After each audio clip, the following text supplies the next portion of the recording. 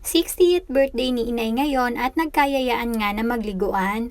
Kahit pa nga maganda na dini sa aming lugar ay talaga namang madayo pa sa iba at nang maiba-iba nga daw. Malapit lamang naman papunta doon sa aming apuntahan at dahil hindi pa nga maganda ang kalsada papunta doon kaya sa bangka na lamang kami sumakay. Hindi ko na nga rin matandaan kung kailan ako huling sumakay sa bangka. Basta ngayon ay masaya ako kasama ang mga bata. Pagka ganitong galaan, kahit pa nga medyo masama pa ang pakiramdam ko ay mapahinga na lamang uli kako pag uwi ng bahay at sayang din naman at tayo mapapagulihan na naman kako kung hindi masama. At hindi ko na nga rin matandaan pa, bata pa ako nung huling makarating dito sa Bihiya. Hindi pa nga ganito kaganda noon at tingnan nyo naman ngayon, kayo na lamang ang humusga. Talaga namang marerefresh ka dito. Hindi pa nga lamang masyadong kilala pa ang beach na ito pero may ilan-ilan ding dumadayo. Sa ngayon nga ay solo namin dito at talaga namang maligo ka hanggat gusto mo.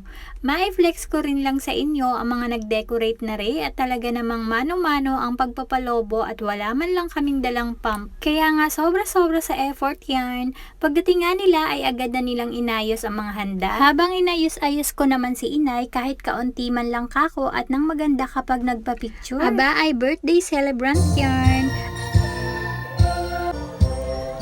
Ay, ang bebe ko dyan. Nung matapos na ngang ma-prepare ang lahat ay nag-picture taking na muna. At dahil nga wala ang daddy kaya bumawi ka na nga lamang sa sunod. Ganon talaga pag nasa malayong lugar, madalas napapaghulihan palagi. One.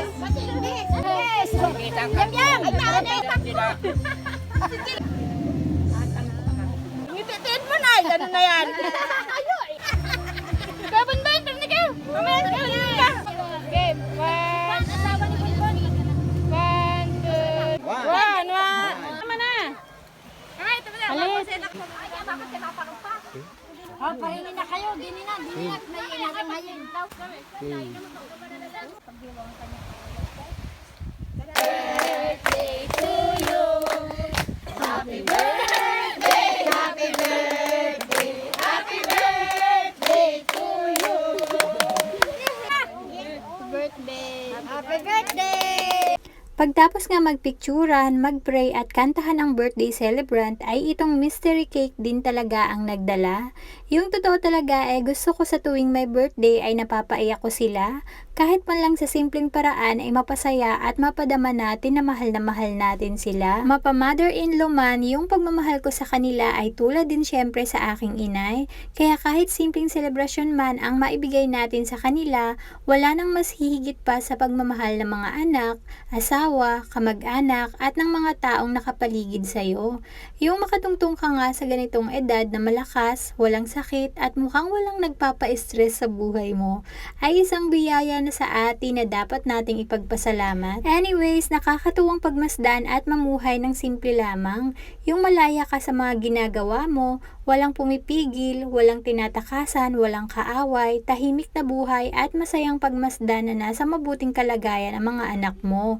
Bilang isang magulang, yun ang nakakapagpasaya sa atin. Kaya anumang problema ang dumating, malalagpasan mo din yan. Yay, kung ano-ano na naman ang mga pinagsasabi ko dito.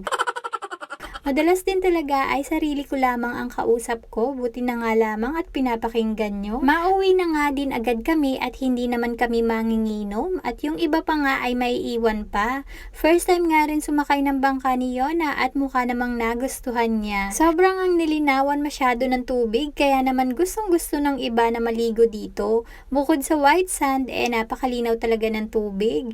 Hindi man nakaligo ngayon, anytime naman pwedeng bumalik dito at malapit lamang naman sa amin. Hanggang dito na nga lamang muna ang video na ito at makikifollow na nga rin lang ho sa page ko.